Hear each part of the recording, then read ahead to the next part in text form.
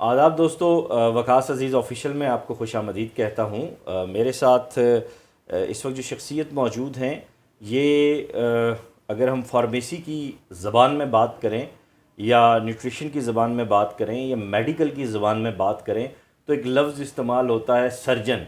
तो ये अपने शोबे की सर्जन हैं अफशां अब्बासी साहिबा। और विटामिन्स की हमारी ज़िंदगी में क्या अहमियत है और विटामिन D3 क्या रोल अदा करता है, पाकिस्तान में वो अवेलेबल है या नहीं है, इसका मुझे एहसास तब हुआ जब मेरे अपने वजूद में से, मेरी अपनी बॉडी में से विटामिन D3 की कमी मुझे नज़र आई। और फिर मैंने वैसे ही एक जगह पे मैम से डिस्कस किया तो फिर इन्होंने जो मुझे बात की, मैंने कहा ये तो बहुत अवेयरनेस देने वाली बात है, आपका बहुत शुक्रिया, आपने वक्त दिया। अच्छा, विटामिन D3 है क्या और ये कितना ज़रूरी होता है हमारी बॉडी के लिए? मैं समझती हूँ कि विटामिन D3 हमारी ज़िंदगी का इंतहाई अहम जुज़ है। अच्छा। और इसका पहला सोर्स, जो सबसे बड़ा सोर्स है, वो सूरज है। अच्छा, ठीक है। तो जब तक हम दिन में 10 से 3 बजे की धूप ले तो ये विटामिन D3 हमारा जिस्म खुद बनाता है। ठीक है। अब हो गया कि हमारे हालात बदल गए हैं। पहले होता था स्कूल की छुट्टी हुई, आधी छुट्टी हुई, बच्चों को बाहर भेजा के जाओ बच्चों खेलो, धूप में खेलो, तो किसी को ये फिक्र नहीं होती उनकी स्किन, उनकी जल्द में रंग गोरे से काला हो रहा है, खेल उस वक्त अहम होता था। लेकिन वो बेस्ट था, वक्त था कि जो 10:30 से 11 बजे का, जिसमें बच्चों को धूप मिलती थी। अच्छा, घर भी खुले होते थे, बाद में भी बाहर निकले, पैदल चल कर आए या धूप मिलती थी। अब सूरत हाल ये बदल गई है। अच्छा हाँ, खाने में भी सब क़ुदरती खुराक थी, यानी ये अगर फल खाया जा रहा है, जूस नहीं पिया जा रहा होता था, फल ताज़े फल खा लिए, कोक 7 अप नहीं पी जाती थी, लस्सी बन गई, हाँ जी, बिल्कुल। हाँ, दूध का शरबत बन गई होता था। ऑर्गेनिक थे आप। हाँ जी। अब हुआ ये कि हम मॉडर्न हो गए, क्योंकि हमें भी तो यूरोप के साथ चलना है। बिल्कुल ऐसे। तो सारे घर जो हैं वो घरों से हट करके डरवे शुरू हो गए, जिसमें सहन नहीं है, जिसमें खुली फ़ज़ा नहीं है। सर्दियाँ आती हैं तो हीटर के पास बैठ गए, गर्मियाँ आई तो एसी के पास बैठ गए और धूप से हम कट गए। लेकिन बेदिल लिबास ज़ीस्त बहुत दीदा ज़ेब था, हमने इसी लिबास को उल्टा पहन लिया। तो उसके बाद ये हुआ कि अच्छा, फिर खाने में भी यही शुरू हो गया कि ये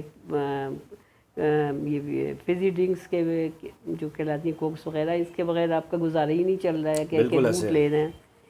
ये चीज़ें सारी अंदर जो 4 फैट सॉल्युबल विटामिन्स होते हैं उनकी इंतहाई दुश्मन है। वो इसको इस तरह धोती हैं जैसे साबुन से कपड़ा आप धो दें।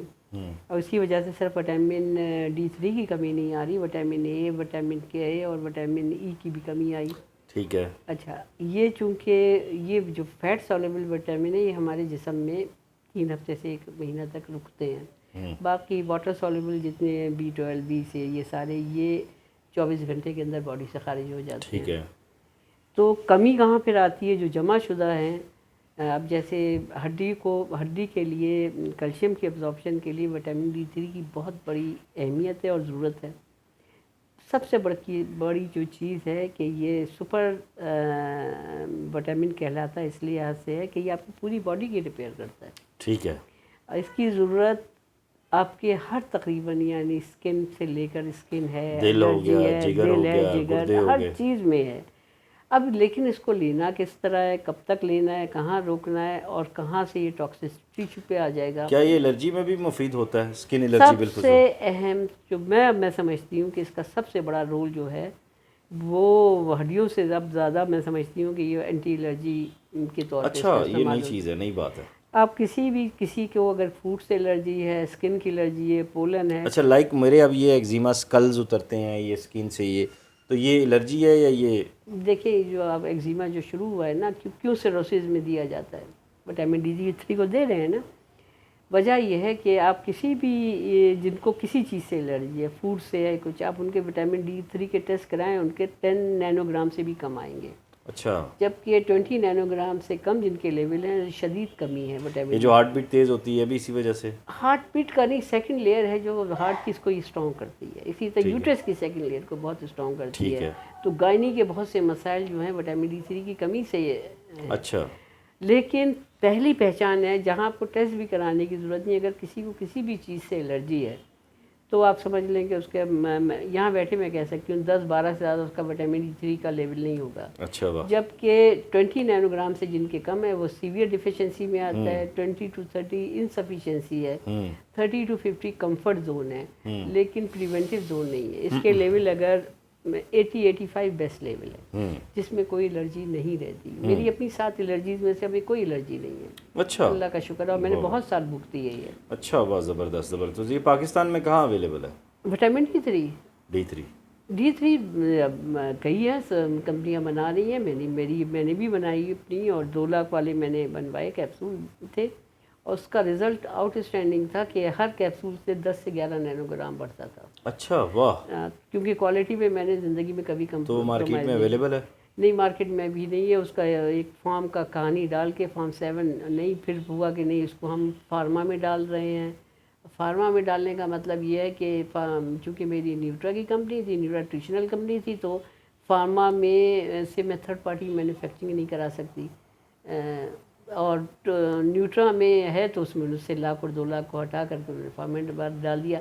अगर एक न्यूट्रिशनल प्रोडक्ट है तो उसको पूरी को उसको न्यूट्री में रखें। इसका नतीजा ये है कि सब कुछ नॉलेज भी होते हुए भी मार्केट में मैं नहीं ला सकती उसको। अल्लाह अकबर। तो फिर फ़ायदा क्या हुआ इस प्रोडक्ट का? इस प्रोडक्ट का जिनके पास फार्मा की फैक्ट्रीज़ हैं, या उन्होंने वहाँ से रजिस्टर्ड न्यूट्रा में करा के अपनी फार्मा की फैक्ट्री में उसको ट्रांसफ़र कर लिया, जिनके अपने कारखाने हैं वो मज़े कर रहे हैं। लेकिन ज़रूरी नहीं कि उनको उनका इल्म भी इतना ही हो कि कैसे देना है, क्या करना है, कहाँ रोकना है, कितना, कहाँ से टॉक्सिक शुरू होता है, ये सब चीज़ें। अगर कोई आपके ये स्क्रीन के ऊपर मैं शेयर कर रहा हूँ चीज़ें, अगर ये लेना चाहे तो आपसे मिल सकता है? नहीं, अभी तो उसकी इजाज़त ही नहीं है ना। अच्छा, कि मैं दूँ। अच्छा। मेरी लेकिन दूसरी 2 चीज़ें हैं जो बहुत अच्छी हैं, लेकिन वो जॉइंट्स वगैरह के लिए हैं, और वो भी मैंने बहुत रिसर्च के बाद डेवलप करवाई हैं, और अल्लाह का शुक्र है उसका बड़ा अच्छा रिस्पांस भी है मुझे। अच्छा। तो बस मेरा हमेशा से यही कहना है कि आप अपना रास्ता ठीक रखें, बाकी मैं किसी दबाव या ब्लैकमेलिंग में नहीं आता। सही। तो विटामिन D3 किस एज के बंदे को इस्तेमाल करना चाहिए और कैसे इस्तेमाल करना चाहिए, ये सबसे इम्पोर्टेंट चीज़। मैंने जिस वक्त किया था, क्योंकि ये कई जगह स्टडीज़ पाकिस्तान में जो हुई, आगा खां में हुई, इधर हुई, उसमें देखा गया कि जितने पेशेंट आ रहे हैं उनमें 90-93% जो है वो विटामिन D3 की कमी का शदीद शिकार हैं। उनमें कोई एज ग्रुप की वो नहीं थी, बच्चों से लेके बड़े। बच्चों में सबसे बड़ी पहचान जो आती है, और ये केसेस UK से शुरू हुए थे, कि रैकेट्स के केसेस। रैकेट क्या है? जिसमें बच्चों की हड्डियां कमज़ोर होके टेढ़ी होने लगती हैं। तकरीबन यही पोजीशन उस वक्त आती है एल्डरली में, जब उनके हड्डियों के शदीद पेन और भुरभुराने लगती हैं। उसमें भी पीछे वजह ये होती है कि विटामिन D3 की कमी होती है। ऐसे में जब एक बच्चा, 1.5 साल का बच्चा, जिसको रैकेट्स लेकर का मर्ज हो, या जिसकी ख़ास तौर पे उसकी पहचान होती है कि ये जो नीचे के पाँव की हड्डियाँ हैं वो बटरफ्लाई की तरह इस तरह टेढ़ी होने लगती हैं, और यहाँ पे सूजन हाथों में आई हुई होती है। तो ये अलामत है कि इसको शदीद ये रैकेट्स का शिकार है। और इसमें वो पहली डोज जो देते हैं वो 6 लाख का दिया जाता है, जबकि बच्चे की किडनी भी उस वक्त इमेच्योर होती है। 6 लाख उसको इनिशियल डोज दी जाती है, 10 दिन के बाद फिर रिपीट कराया जाता है सीधा 6 लाख का, और फिर कंटिन्यूस कैल्शियम और विटामिन D3 दिया जाता है। तो विटामिन D3 की इस वक्त पूरे पाकिस्तान में किडनीज पे नेगेटिव इम्पैक्ट क्रिएट होता है?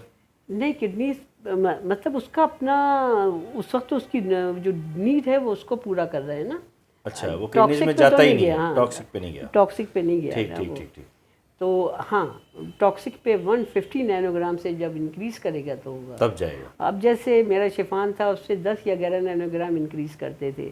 सपोज अगर किसी के लेवल आए लेस देन 20 नैनोग्राम, 10-15 तो उसके पास है ना, अब उसमें उसको 60 या 66 मज़ीद मिल गए तो वो उस लेवल पे आ गया जो प्रिवेंटिव है।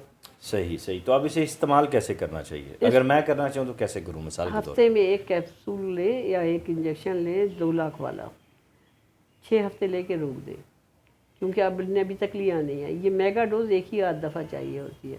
फिर उसकी मेंटेनेंस रखें। मेंटेनेंस भी 2 तरह से है, या तो हर महीने बाद, अगर डायबिटिक है तो हर महीने बाद 1 कैप्सूल या 1 इंजेक्शन लें, अगर डायबिटिक नहीं है, नॉर्मल है, तो 1.5 महीने बाद। मैं पिछले 12 साल से मेंटेनेंस के लिए ले रही हूँ 1.5 महीने बाद एक कैप्सूल, और अल्लाह का शुक्र है मुझे कोई मसला नहीं है। सही सही सही। आपको बहुत शुक्रिया, आपने एक बहुत मालूमाती जो है वो गुफ्तगू की। दोस्तों, ये हम लोग घबरा जाते हैं कि विटामिन्स नहीं लेने चाहिए, जबकि जदीद मेडिकल साइंस भी ये कहती है कि विटामिन बहुत ज़रूरी है ज़िंदगी के लिए, और ये इतना ही ज़रूरी है जितनी आपकी खुराक है। तो ये पॉजिटिव होते हैं, इनकी नेगेटिविटी नहीं होती। नेगेटिविटी तब होती है जब आप उस मखसूस लेवल को क्रॉस कर जाते हैं, उस रिपोर्ट से आगे बढ़ जाते हैं। तो अपना ख्याल रखिएगा, इस वीडियो लिंक को ज़्यादा से ज़्यादा शेयर कीजिएगा, और अगर आपकी ज़िंदगी में आपके इर्द गिर्द कोई ऐसा शख्स है जिसके अंदर ये सारी अलामात पाई जाती हैं जो मैम ने बताई हैं, तो उसे ये विटामिन लाजमी इस्तेमाल कराएँ। खुदा हाफिज़।